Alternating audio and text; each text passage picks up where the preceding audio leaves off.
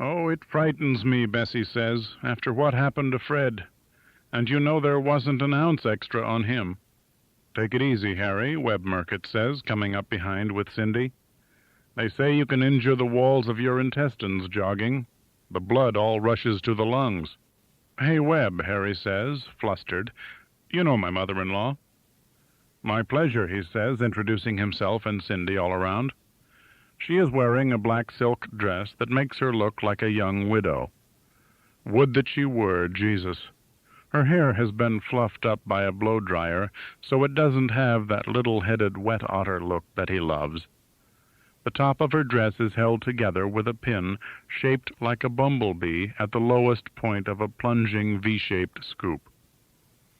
And Bessie's friends are staring at gallant Webb with such enchantment, Harry reminds them, "Go right in, there's a guy there leading people to their seats." "I want to go right up front," Amy Geringer says, "so I can get a good look at this young minister Bessie raves so about." "Afraid this screwed up golf for today," Harry apologizes to Webb. "Oh," Cindy says, "Webb got his 18 in already. He was over there by 8:30. "Who'd you get to take my place?" Harry asks, jealous, and unable to trust his eyes to rest on Cindy's tan décolletage. The tops of tits are almost the best part. Nipples can be frightening. Just above the bumblebee, a white spot even her bikini bra hides from the sun shows. The little cross is up higher, just under the sexy hollow between her collarbones. What a package. "The young assistant pro went around with us," Webb confides. "A 73, Harry, a 73, with a ball into the pond on the 15th he hits it so far." Harry is hurt, but he has to greet the Fosnauts, who are pushing behind. Janice didn't want to invite them, especially after they decided not to invite the Harrisons, to keep it all small. But since Nelson wanted Billy as best man, Harry thought they had no choice. And also, even though Peggy has let herself slide, there is that aura about a woman who's once upon a time taken off all her clothes for you, however poorly it's turned out. What the hell, it's a wedding, so he bends down and kisses Peggy to one side of the big, wet, hungry mouth he remembers. She is startled, her face broader than he remembers. Her eyes swim up at him in the wake of the kiss, but since one of them is a walleye, he never knows which to search for expression. Ollie's handshake is limp, sinewy, and mean. A mean-spirited little loser, with ears that stick out and hair like dirty straw. Harry crunches his knuckles together a little, squeezing. "How's the music racket, Ollie? Still tootling?" Ollie is one of these reedy types, common around Brewer, who can pick out a tune on anything but never manage to make it anywhere big. He works in a music store, Chords and Records, renamed Fidelity Audio, on Weiser Street near the old Baghdad, where the adult movies show now. Peggy, her voice defensive from the kiss, says, "He sits in on synthesizer sometimes with a group of Billy's friends." "Keep at it, Ollie. You'll be the Elton John of the 80s. Seriously, how have you both been? Jan and I keep saying we've got to have you two over." "Over Janice's dead body. Funny, just that one innocent, forlorn screw, and Janice holds a grudge, where he's forgiving as hell of Charlie, just about the only friend he has left, in fact. And here is Charlie. Welcome to the merger, Harry kids." Charlie chuckles, his shrug small and brief. He knows the tide is running against him with this marriage. Still, he has some reserve within him, some squared-off piece of philosophy that keeps him from panicking. "You seen the bridesmaid?" Harry asks him. "Melanie." "Not yet." "The three of 'em went over into Brewer last night and got drunk as skunks, to judge from Nelson. How's that for a way to act on the night before your wedding?" Charlie's head ticks slowly sideways in obliging disbelief. This elderly gesture is jarred, however, when Mim, dressed in some crinkly pants outfit in chartreuse, with ruffles, grabs him from behind around the chest and won't let go. Charlie's face tenses in fright, and to keep him from guessing who it is, Mim presses her face against his back, so that Harry fears all her makeup will rub off on Charlie's checks. Mim comes on now any hour of the day or night, made up like a showgirl, every tint and curl exactly the way she wants it. But really all the creams and paints in a world of jars won't counterfeit a flexible skin, and rimming your eyes in charcoal may be okay for these apple-green babies that go to the disco, but over 40 it makes a woman look merely haunted, staring, the eyes lassoed. Her teeth are bared as she hangs on, wrestling Charlie from behind like an 11-year-old with Band-Aids on her knees. "Jesus," Charlie grunts, seeing the hands at his chest with their purple nails long as grasshoppers, but slow to think back through all the women he has known who this might be. Embarrassed for her, worried for him, Harry begs, "Come on, Mim." She won't let go, her long-nosed, tarted-up face mussed and distorted as she maintains the pressure of her grip. "Gotcha," she says, "the Greek heartbreaker, wanted for transporting a minor across state lines and for misrepresenting used cars. Put the handcuffs on him, Harry." Instead, Harry puts his hands on her wrists, encountering bracelets he doesn't want to bend, thousands of dollars worth of gold on her bones, and pulls them apart, having set his own body into the jostle for leverage, while Charlie, looking grimmer every second, holds himself upright, cupping his fragile heart within. Mim is wiry, always was. Pried loose at last, she touches herself rapidly here and there, putting each hair and ruffle back into place. "Thought the boogie-boo had gotten you, didn't you, Charlie?" she jeers. "Pre-owned," Charlie tells her, pulling his coat sleeves taut to restore his dignity. "Nobody calls them used cars anymore. Out west we call them shit-boxes." "Shh," Harry urges. "They can hear you inside. They're about to get started." Still exhilarated by her tussle with Charlie, and amused by the disapproving, conscientious man her brother has become, Mim wraps her arms around Harry's neck and hugs him hard. The frills and pleats of her fancy outfit crackle, crushing against his chest. "Once a bratty sister," she says breathily in his ear. "Always a bratty sister." Charlie has slipped into the church. Mim's eyelids, shut, shine in the sunlight like smears left by some collision of greased vehicles. Often on the highways, Harry notices the dark swerves of rubber, the gouges of crippled metal left to mark where something unthinkable had suddenly happened to someone. Though it happened, the day's traffic continues. "Hold me, Harry," she used to cry out, little Mim in her hood between his knees as their sled hit the cinders spread at the bottom of Jackson Road, and orange sparks flew. Years before, a child had died under a milk truck sledding here, and all the children were aware of this. That child's blank face leaned toward them out of each snowstorm. Now Harry sees a glisten in Mim's eyelids, as in the backs of the Japanese beetles that used to cluster on the large dull leaves of the Bolger's grape arbor out back. Also he sees how her earlobes have been elongated under the pull of jewelry, and how her ruffles shudder as she pants, out of breath after her foolery. She is sinking through all her sins and late-nighters toward being a pathetic hag, he sees, one of those women you didn't believe could ever have been loved, with only Mom's strong bones in her face to save her. He hesitates before going in. The town falls away from this church like a wide flight of stairs, shuffled together of roofs and walls, a kind of wreck wherein many Americans have died. He hears the side door where the organist hurried in open, and peeks around the corner, thinking it might be Janice needing him. But it is Nelson who steps out, Nelson in his cream-colored three-piece marrying suit with pinched waist and wide lapels, that looks too big for him, perhaps because the flared pants almost cover the heels of his shoes. As always, when he sees his son unexpectedly, Harry feels shame. His upper lip lifts to call out in recognition, but the boy doesn't look his way, just appears to sniff the air, looking around at the grass and down toward the houses of Mount Judge, and then up the other way at the sky at the edge of the mountain.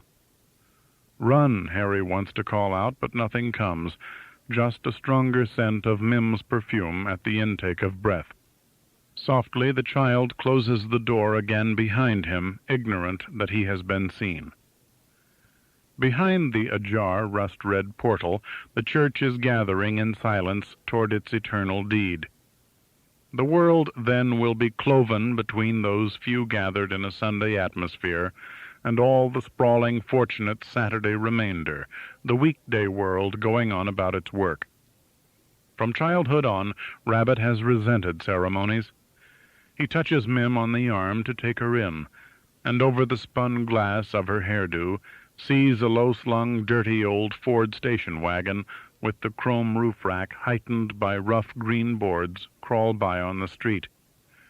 He isn't quick enough to see the passengers, only gets a glimpse of a fat, angry face staring from a back window. A fat, mannish face, yet a woman's. "What's the matter?" Mim asks. "I don't know, nothing." "You look like you've seen a ghost." "I'm worrying about the kid. How do you feel about all this?" "Me, Aunt Mim? It seems all right. The chick will take charge." "That's good." "For a while. You must let go, Harry. The boy's life is his. You live your own." "That's what I've been telling myself, but it feels like a cop-out." They go in. A pathetic little collection of heads juts up far down front. This mysterious, slant-eyed Slim, smoothly, as if they were paying him, escorts Mim down the aisle to the second pew, and indicates with a graceful, sly gesture where Harry should settle in the first, next to Janice. The space has been waiting. On Janice's other side sits the other mother. Mrs. Lovell's profile is pale. Like her daughter, she is a redhead, but her hair has been rinsed to colorless little curls, and she never could have had Prue's height and nice, rangy bearing. She looks, Harry can't help thinking it, like a cleaning lady. She gives over to him her desiccated but oddly perfect smile, a smile such as flickered from the old black-and-white movie screens, coy and certain, a smile like a thread of pure melody, that when she was young must have seemed likely to lift her life far above where it settled. Janice has pulled back her head to whisper with her mother in the booth behind. Mim has wound up in the same pew as Ma Springer and her biddies. Stavros sits with the Murketts in the third pew. He has Cindy's neckline to look down when he gets bored. Let him see what country club tits look like after all those stuffed grape leaves. In willful awkwardness, the Fosnaughts were seated or seated themselves across the aisle, on what would have been the bride's side if there had been enough to make a side, and are quarreling in whispers between themselves, much hissed emphasis from Peggy and stoic forward-gazing mutter from Ollie. The organist is doodling through the ups and downs of some fugue to give everybody a chance to cough and recross their legs.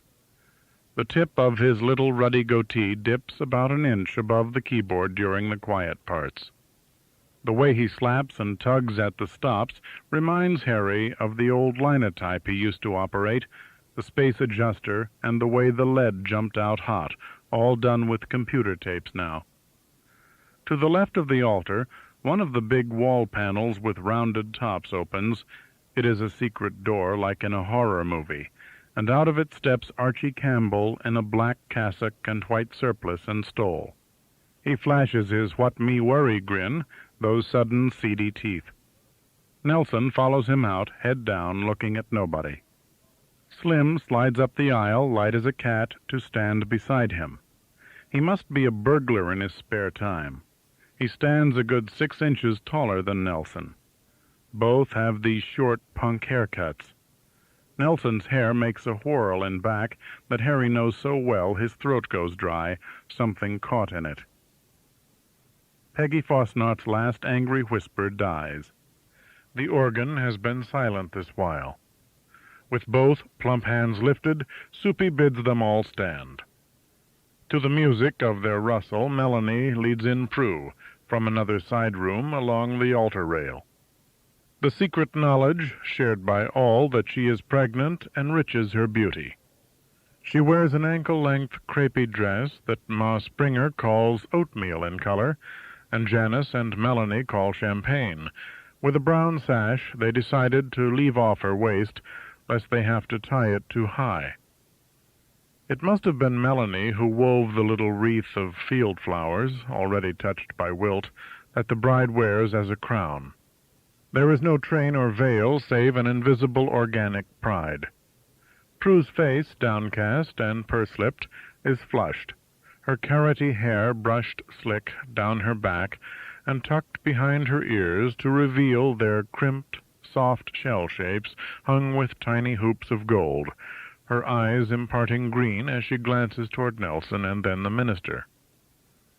Harry could halt her with his arm as she paces by, but she does not look at him. Melanie gives all the old folks a merry eye. Prue's long, red-knuckled fingers communicate a tremble to her little bouquet of baby's breath. Now her bearing, as she faces the minister, is grave, with that gorgeous, slowed composure of women carrying more than themselves. Soupy calls them dearly beloved. The voice welling up out of this little man is terrific.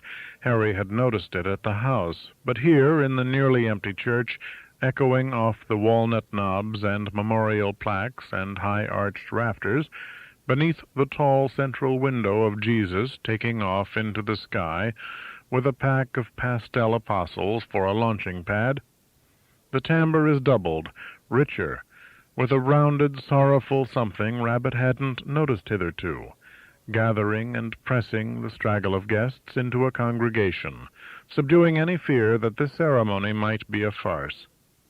Laugh at ministers all you want, they have the words we need to hear, the ones the dead have spoken. The union of husband and wife, he announces in his great considerate organ tones, is intended by God for their mutual joy, and like layers of a wide-concealing dust, the syllables descend. Prosperity, adversity, procreation, nurture. Soupy bats his eyelids between phrases, is his only flaw. Harry hears a faint groan behind him. Ma Springer standing on her legs too long. Mrs. Lubble, over past Janice, has removed a grubby-looking handkerchief from her purse and dabs at her face with it. Janice is smiling. There is a dark dent at the corner of her lips. With a little white hat on her head like a flower, she looks Polynesian. Ringingly, Soupy addresses the rafters. If any of you can show just cause why they may not lawfully be married, speak now, or else forever hold your peace. Peace. A pew creaks. The couple from Binghamton. Dead Fred Springer. Ruth. Rabbit fights down a crazy impulse to shout out. His throat feels raw.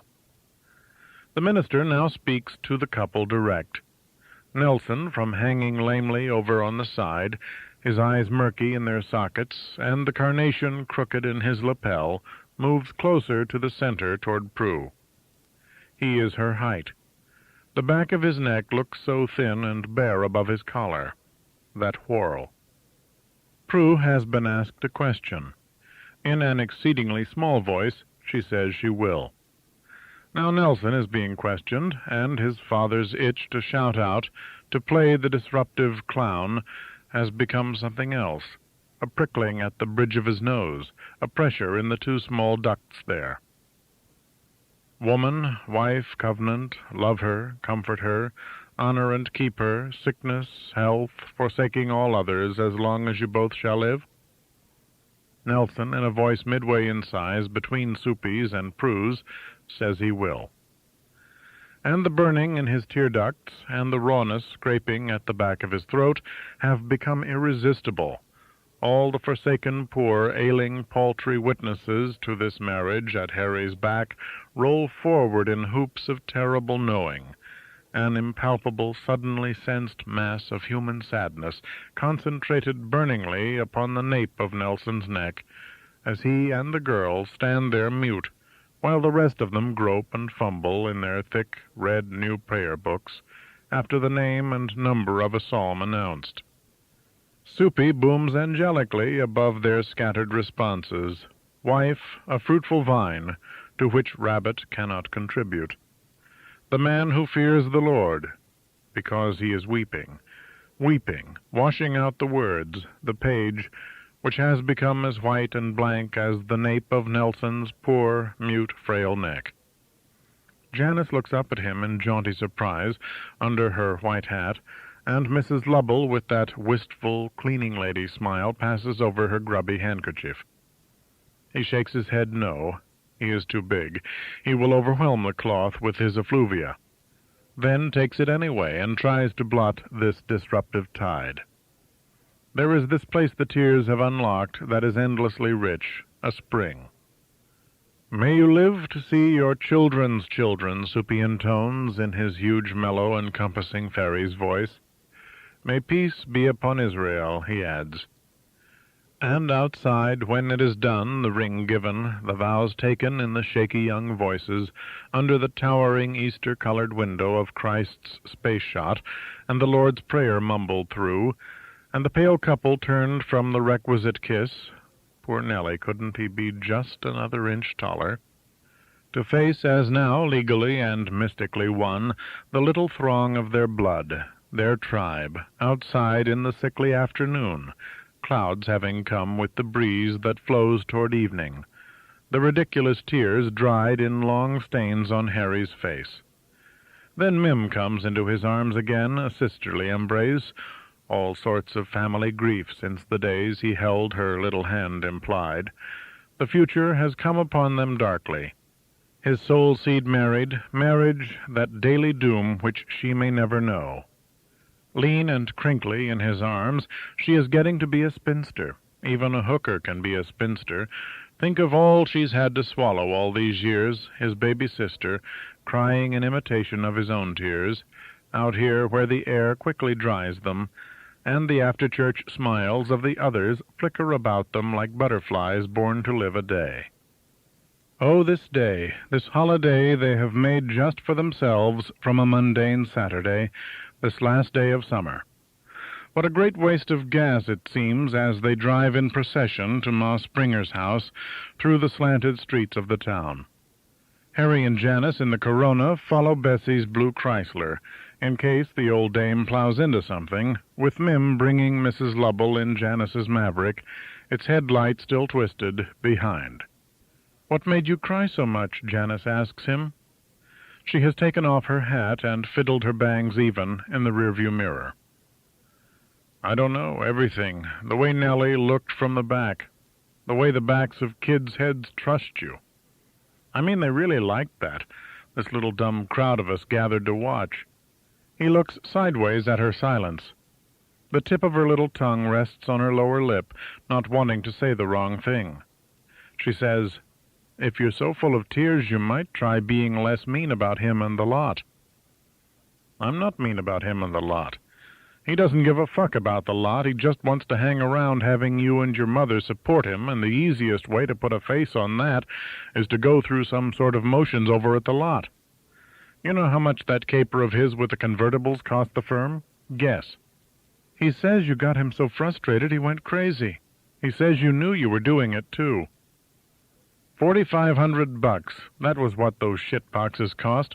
Plus now all the parts Manny's had to order and the garage time to fix 'em, you can add another $1,000. Nelson said the TR sold right off. That was a fluke. They don't make TRs anymore. He says Toyotas have had their run at the market. Datsun and Honda are outselling them all over the East. See, that's why Charlie and me don't want the kid over at the lot. He's full of negative thinking. Has Charlie said he doesn't want Nelson over at the lot? Not in so many words. He's too much of a nice guy. I never noticed he was such a nice guy. Nice in that way. I'll ask him over at the house. Now don't go lighting into poor Charlie just because he's moved on to Melanie. I don't know what he's ever said about Nelson." "Moved on? Harry, it's been 10 years. You must stop living in the past. If Charlie wants to make a fool of himself chasing after some 20-year-old, it couldn't matter to me less. Once you've achieved closure with somebody, all you have is good feelings for them." "What's this achieving closure? You've been looking at too many talk shows." "It's a phrase people use." "Those hussies you hang out with over at the club. Doris Kaufman. Fuck her." It stung him that she thinks he lives in the past. Why should he be the one to cry at the wedding? Mr. Nice Guy, Mr. Tame Guy. To hell with them. Well, at least Charlie's avoiding marriage, so that makes him less of a fool than Nelson, he says, and switches on the radio to shut off their conversation.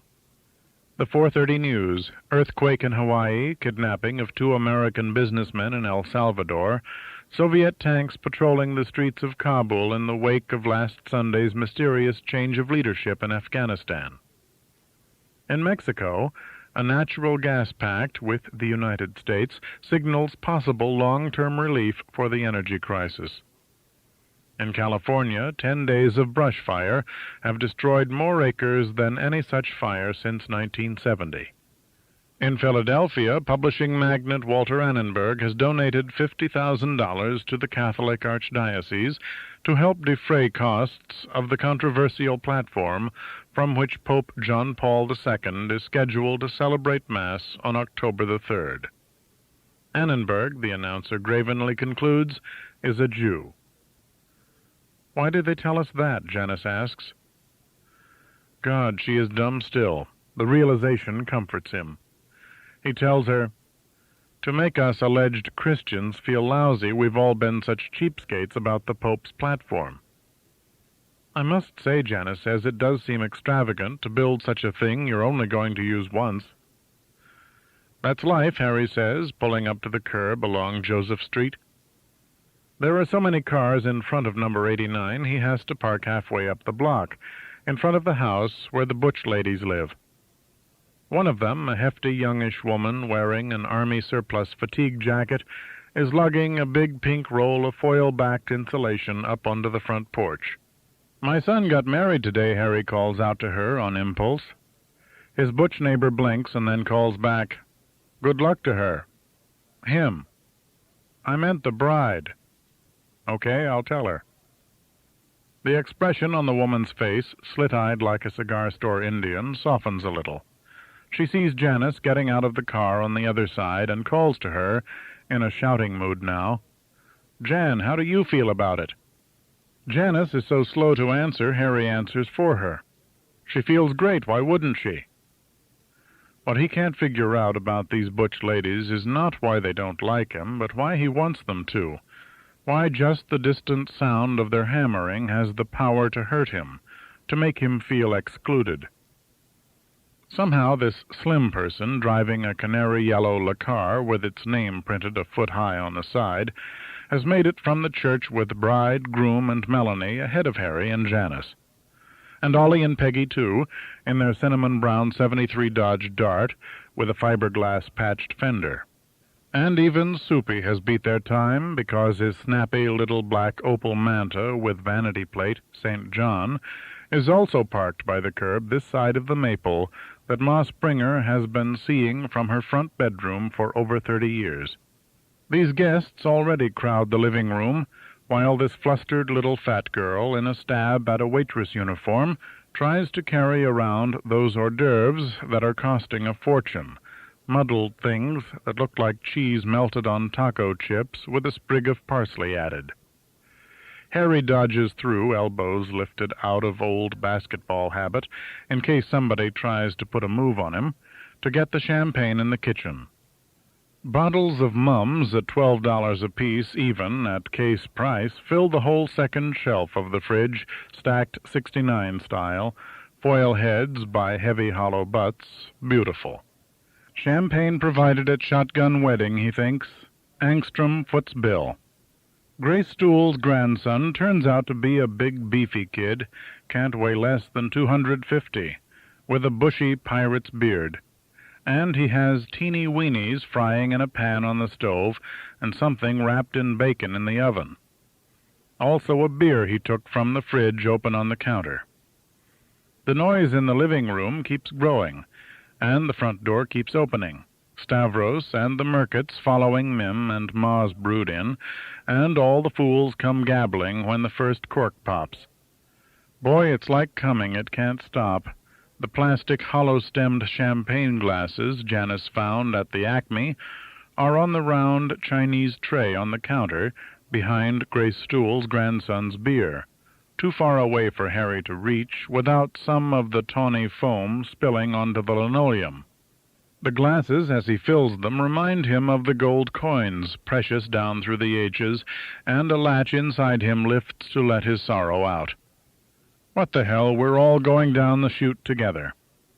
Back in the living room, in front of the brake front, Ma Springer proposes a nervous little toast she's worked up, ending with the Pennsylvania Dutch, "Dir seid nur eins, halt es selle weg."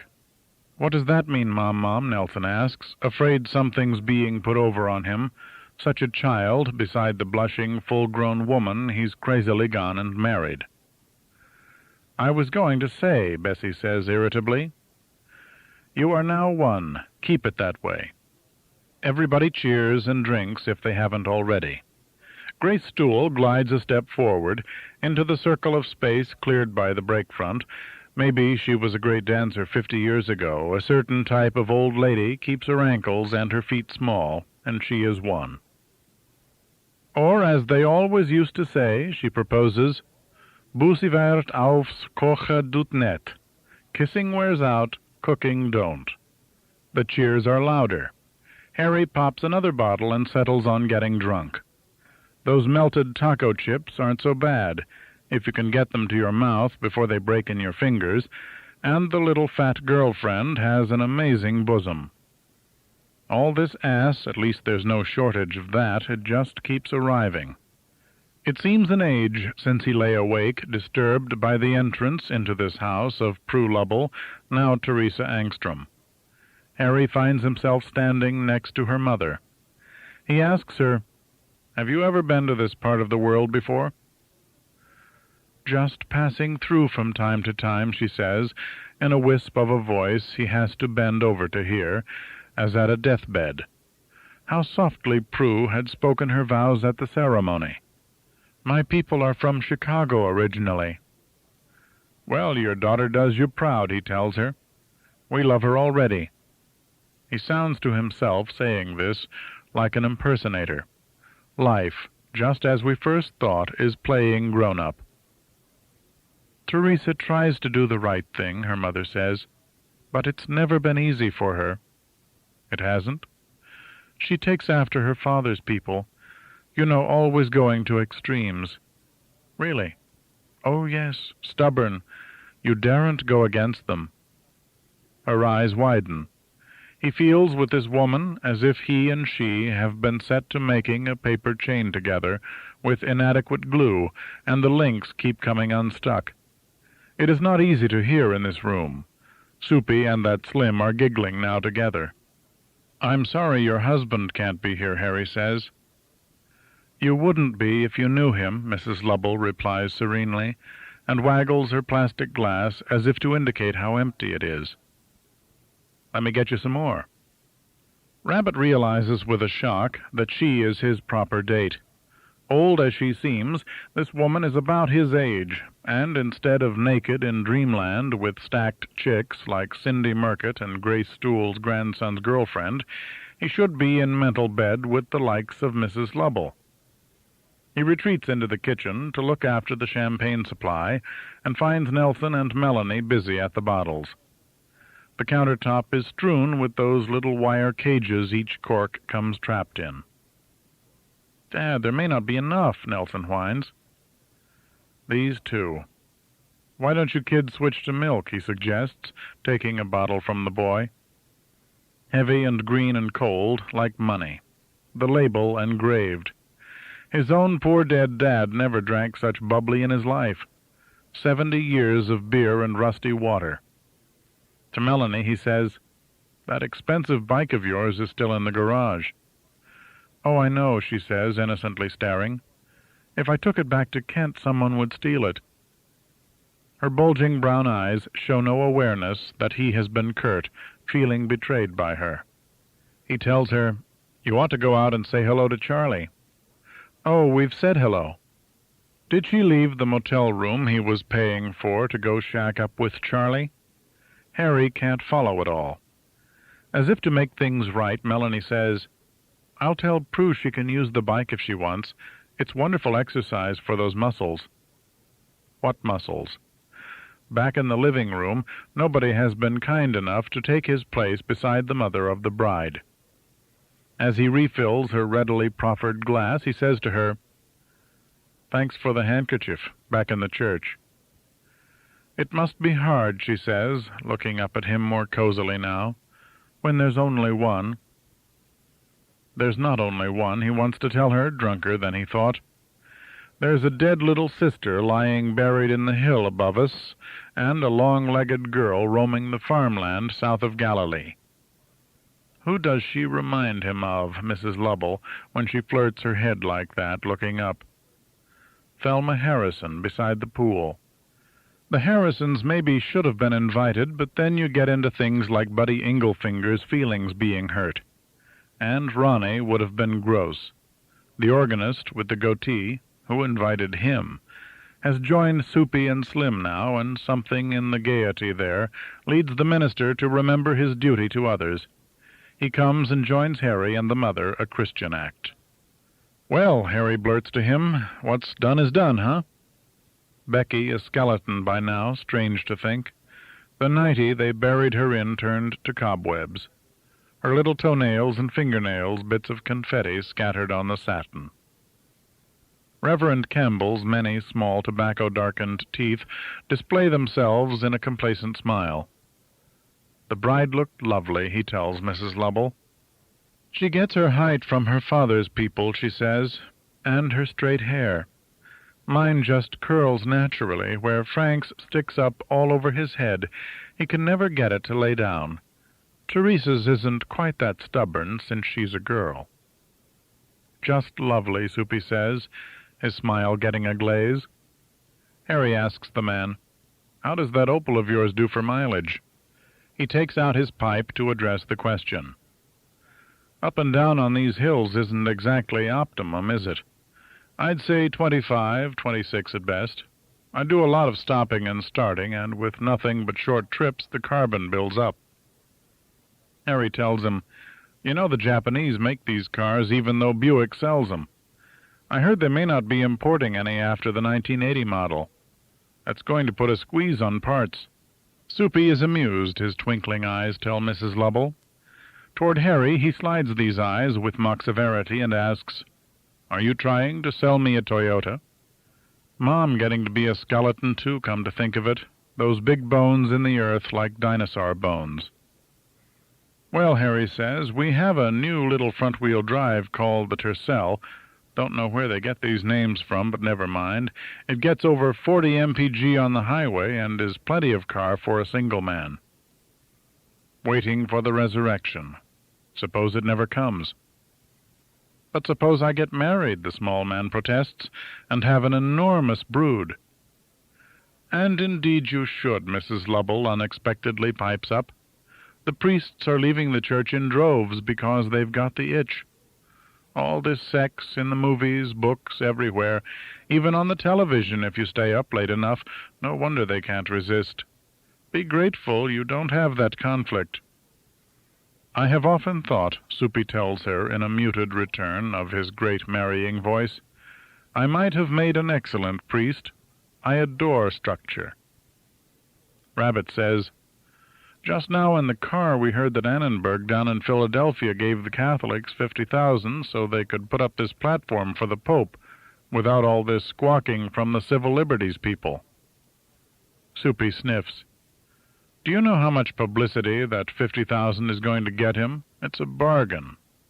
Slim and the organist seem to be discussing clothes, fingering each other's shirts. If he has to talk to the organist, Harry can ask why he didn't play Here Comes the Bride. Mrs. Lovell says, "They wanted the Pope to come to Cleveland, but I guess he had to draw the line somewhere." "I hear he's going to some farm way out in nowhere," Harry says. Soupy touches the mother of the bride on the wrist and tips his head so as to show to Harry the beginnings of his bald spot. "Mr. Annenberg is our former ambassador to the court of St. James in England. The story goes that when presenting his credentials to the Queen, she held out her hand to be kissed, and he shook it instead and said, 'How are you doing, Queen?' His growl is good, Mrs. Lovell laughs outright.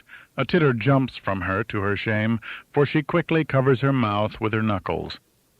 Soupy loves it, giving her back a deep laugh as from a barrel-chested old fart. If that's the way they're going to carry on, Rabbit figures he can leave them to it, and using Soupy as a pick makes his move away. He scouts over the gathered heads, looking for an opening. It's always slightly dark in the living room, no matter how many lights are on or what the time of day. The trees in the porch cut down the sun. He'd like a house someday with lots of light splashing in across smart square surfaces. Why bury yourself alive?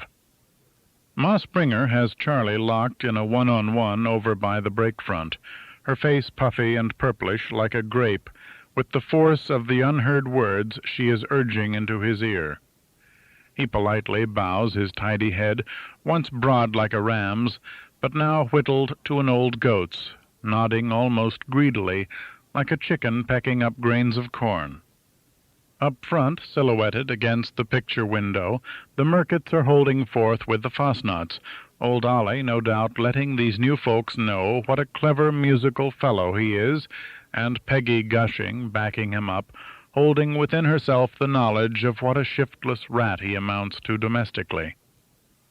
The Murketts belong to the new circle in Harry's life, and the Fosnauts to the old, and he hates to see them overlap.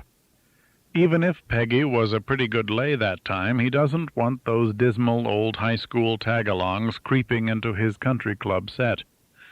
Yet he can see Flattery is doing it, Flattery and champagne, Ollie ogling Cindy, don't you wish, and Peggy making cow-eyed moos all over Murkett. She'll flop for anybody.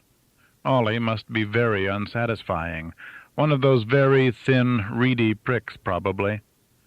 Harry wonders if he'd better not go over there and break it up, but foresees a wall of razzing he feels too delicate to push through, after all those tears in church, and remembering Becky and Pop and Mom, and even old Fred, who aren't here. Mim is on the sofa with Grace Stool and that other old biddy Amy, and Christ, if they aren't having a quiet little ball, the two of them recalling Mim as a child to herself, the Diamond County accent and manner of expressing things making her laugh every minute, and she reminding them, all painted and done up in flower-pot foil, of the floozies they sit and watch all day and night on television. The old souls don't even know they are floozies. These celebrity women playing Beat the Clock or Hollywood Squares, or giving Merv or Mike or Phil a wink sitting in those talk-show soft chairs with their knees sticking up naked. They all got there on their backs. Nobody cares any more. The times have caught up with Mim and put her on the gray sofa with the church folk. Nelson and Melanie and Grace Stool's lout of a grandson are still in the kitchen, and the girlfriend, after going around with the teeny-weenies under her tits in a tricky little warmer with a ketchup dip, seems to have given up and joined them. They have in there the little portable Sony Janice sometimes watches the Carol Burnett reruns on as she makes supper, and from the sound of it, cheers, band music, these useless drunken kids have turned on the Penn State-Nebraska game. Meanwhile, there's Prue in her champagne-colored wedding dress, the little wreath off her head now, standing alone over by the three-way lamp, examining that heavy green glass bauble of Ma Springer's, with the teardrop of air sealed inside, turning it over and over under the wan light with her long pink hands, where a wedding ring now gleams. Laughter explodes from the Fosnaut Murkett group, which Janice has joined. Webb pushes past Harry toward the kitchen, his fingers full of plastic glasses. "How about that crazy Rose?" he says, going by to say something. Pete Rose has been hitting over 600 lately and only needs 4 more hits to be the first player ever to get 200 hits in 10 Major League seasons. But it doesn't mean that much. The Phillies are 12.5 games out. What a showboat, Rabbit says, what they used to say about him nearly 30 years ago. Perhaps in her conspicuous pregnancy, Prue is shy of pushing through the crowd to join the others of her generation in the kitchen. Harry goes to her side and stoops down to kiss her demure warm cheek before she is aware. Champagne makes it easy. Aren't you supposed to kiss the bride? He asks her. She turns her head and gives him that smile that hesitates and then suddenly spreads, one corner tucked awry. Her eyes have taken green from contemplating the glass, that strange glossy egg Harry has more than once thought would be good to pound into Janice's skull. "Of course," she says. Held against her belly, the bauble throws from its central teardrop a pale knife of light. He senses that she had been aware of his approaching in the side of her vision, but had held still like a deer in danger. Among these strange people, her fate sealed by a ceremony, of course she is afraid. Rabbit tries to comfort his daughter-in-law.